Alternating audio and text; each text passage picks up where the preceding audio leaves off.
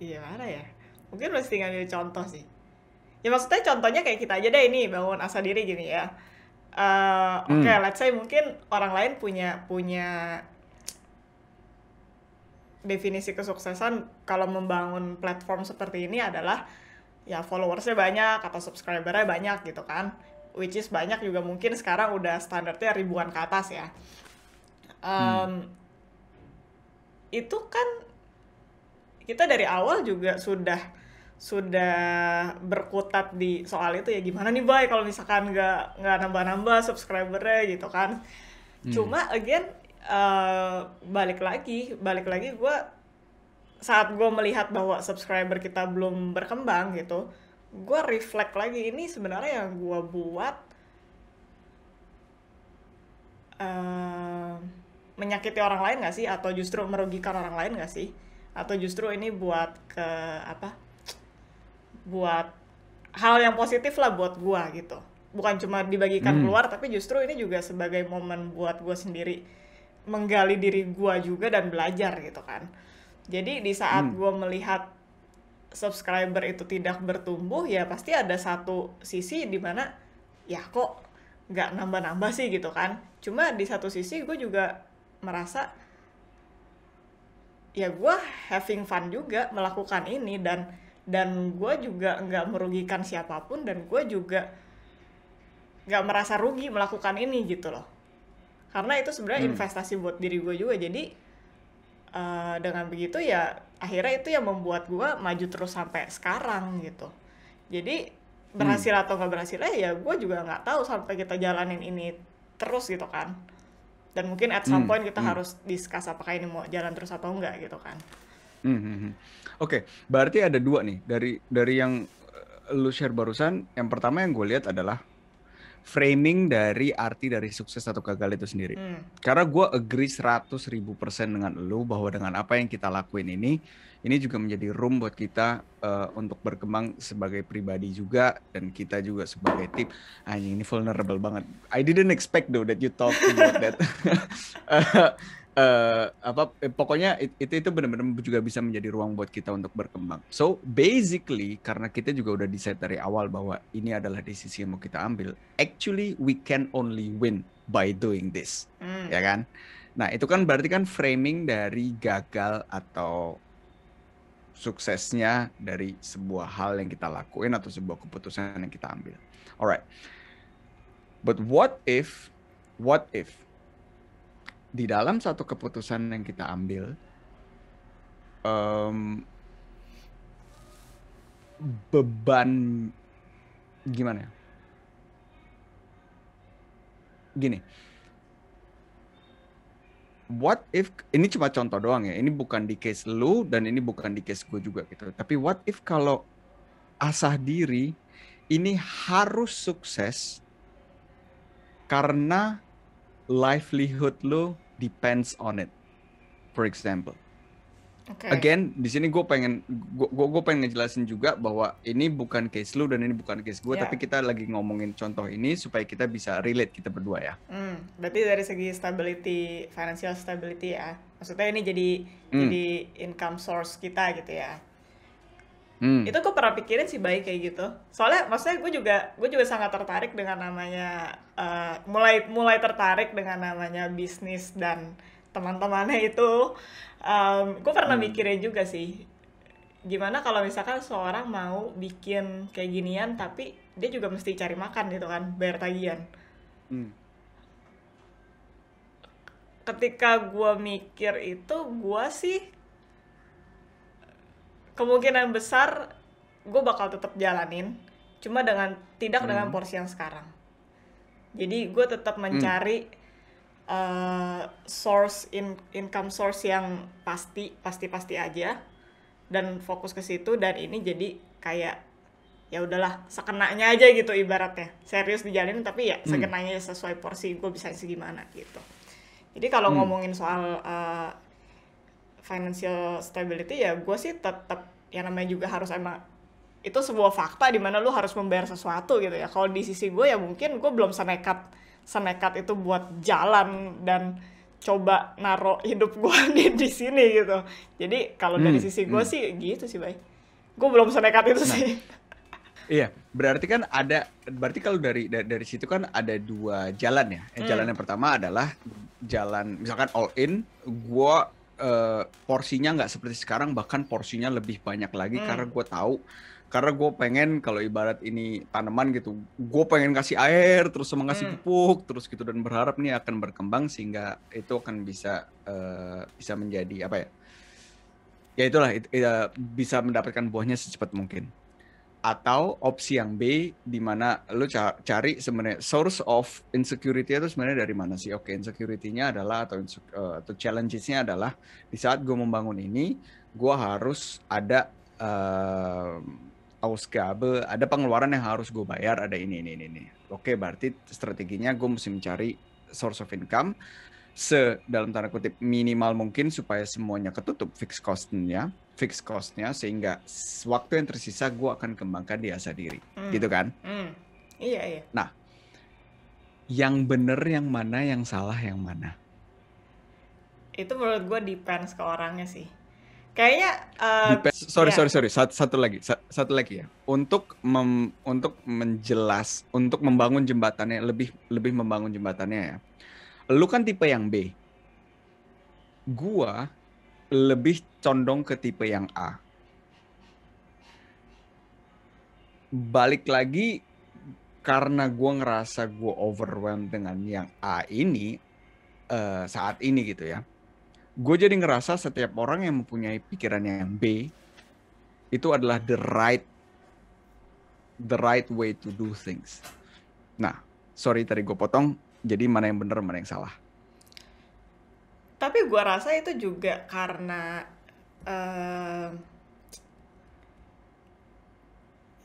gue nggak tahu sih, Bay, kalau dibilang itu benar atau salah juga. Cuma kayaknya sebenarnya kan gini loh, bisa aja kan sebenarnya lo kalau mau nekat jalan gitu ya, itu uang itu menurut gue selalu bisa dicari gitu. Either lu minjem dulu juga bisa, atau lu tinggal sama orang tua lu dulu juga bisa gitu kan, buat bangun mimpi-mimpi lu. Itu kan sebenarnya bisa aja gitu. Cuma ya balik lagi ke orangnya gitu kan. Kalau misalkan dia memang tipe yang ya udahlah, gue udah nggak punya ketakutan apa-apa, ini mimpi gue sangat besar gitu ya, gue yakin gue bisa achieve, ya mungkin dia bisa aja jalan tanpa ada bumper finansial di belakangnya gitu ya. Cuma kalau gue jujur saat ini ya gue belum bisa seperti itu. Jadi gue lebih mengutamakan ya udah save dulu, dan sisa waktu luang gue bisa manfaatkan dengan hal-hal yang berguna gitu. Jadi kalau ditanya benar atau salah ya nggak bisa jawab sih. Apakah lu pernah ngelihat orang yang tipenya kayak yang A itu adalah lebih baik atau lebih buruk daripada tipe yang B? Atau lu bahkan nggak mikirin itu sama sekali? Kayaknya gue nggak pernah ada lihat orang yang totally A deh. Maksudnya jadi kayak, maksud lu orang yang kayak ya udahlah maju aja lah, walaupun gue tahu ini bakal ya mungkin gue nggak bisa bayar tagihan gitu kan, tapi tetap aja maju gitu ya. Itu gue nggak pernah lihat sih.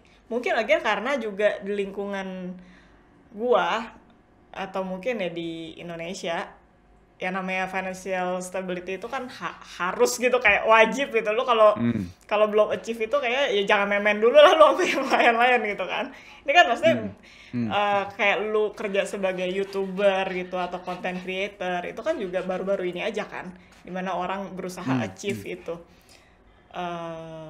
Ya kalau ngelihat totally A sih, gue kayaknya nggak kenal orang di dekat gue sih yang seperti Nggak. Oke, tuh. Tapi penasaran, Bay, emang ada dari orang-orang di dekat lu yang kayak gitu? Balik lagi ke ini, Vin. Kalau secara nyata gitu sih ya, secara nyata sih enggak. Dan probably yang gue maksud juga bukannya orang yang, karena kan kalau lu ngelakuin itu, lu go all in tapi lu nggak ada financial security Security ya, bukan stability ya. Ya. Gue baru inget. Sebenarnya lu tahu Louis Halls kan? Gue baru inget ceritanya dia sih. Itu kan dia bangkrut, Bay. Pas dia bangun itu dia podcastnya dia dan School of School of Greatness. Greatness itu kan dia bangkrut dan dia tinggal numpang di rumah kakaknya atau adiknya gitu, kakaknya seingat gua selama berapa kayak setahun atau lama deh pokoknya. Itu dia ngebangun itunya dia, School of Greatness-nya dia dengan cara connection di LinkedIn awalnya. Nah itu kan dia benar-benar bangkrut, nggak tahu ya, seingat gue sih gitu ceritanya. Jadi ya maybe ada aja orang kayak gitu. Nah, iya, yang tadi gue mau ngomong, tadi sebenarnya gue mau ngomong kemungkinan besar orang-orang yang melakukan itu juga sebenarnya punya bumper tabungan misalnya atau apa gitu ya. Makanya gue bilang security dan bukan stability gitu. Kalau stabil kan kalau memang lu ada cash flow yang terus-terusan masuk gitu ya. Jadi sepertinya yang gue kenal juga pun orang-orang yang melakukan gitu sebenarnya itu juga punya tabungan at least gitu ya. Dan yang tadi mau gue share adalah yang di awal juga mau gue share setelah gue melakukan diskusi juga dengan diri gue sendiri juga gitu ya. Sebenarnya apa sih sebenarnya yang benar, apa sih yang salah gitu kan? Apakah keputusan yang benar adalah keputusan yang membuat lo menjadi sukses, apapun itu definisi dari sukses yang udah lo taruh. Tapi kalau misalkan kayak gitu, gue ngeliat ke belakang, banyak banget keputusan-keputusan yang tidak membawa gue ke kesuksesan secara finansial atau apapun itu, tapi turns out itu membuat gue menjadi manusia. Itu yang membuat gue menjadi manusia yang seperti sekarang gitu kan. Dan apakah itu adalah keputusan yang salah? Ya enggak juga gitu kan. Jadi yang gue sadarin dan gue juga intrik dengan pendapat tentang ini tuh, yang ada tuh sebenarnya tuh cuma trade-offs, Vin. Hidup tuh sebenarnya tuh cuma trade-offs. Trade-offs dalam artian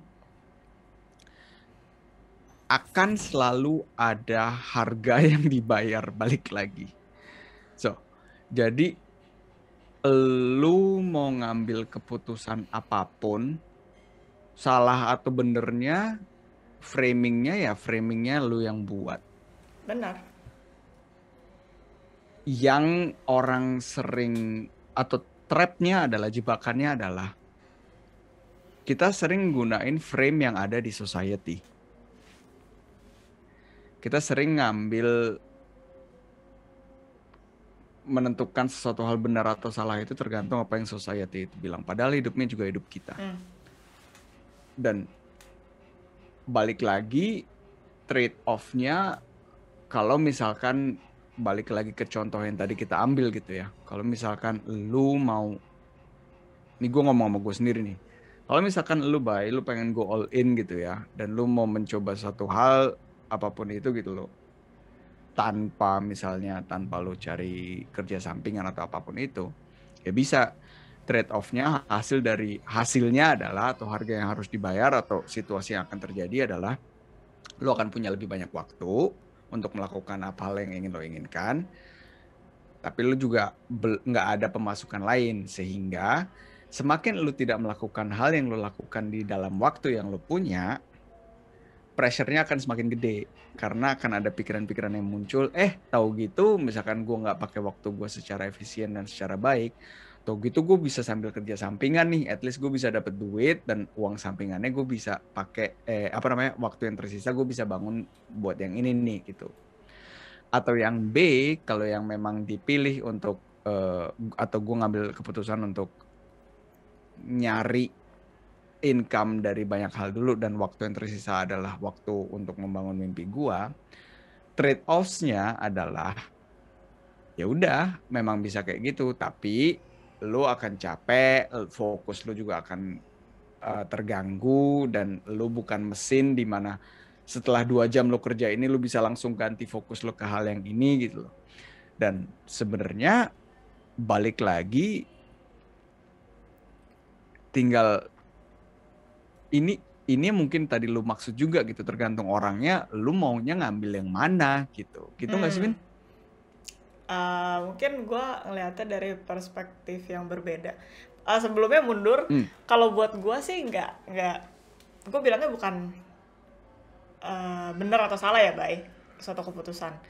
Gue tuh lebih cenderung yang bisa lebih gampang gue decide adalah ini baik atau buruk, dalam artian baik itu gue tidak merugikan siapa-siapa, buruk itu gue akan merugikan atau menyakiti orang lain. Nah kalau keputusan gue udah menyakiti merugikan orang lain, biasanya itu gue baru justru stop. Kalau biasanya kan yang tadi lu bilang gue jalan aja terus gitu kan, mau orang ngomong apa bodo amat. Nah tapi kalau udah ada kayak orang terdekat yang datang ke gue bilang ini kayak salah deh, atau ini kayaknya lu merugikan orang lain dah. Nah itu gue baru diam dulu sebentar, pikirin lagi gitu ya. Jadi gue lebih gampang filternya kayak gitu.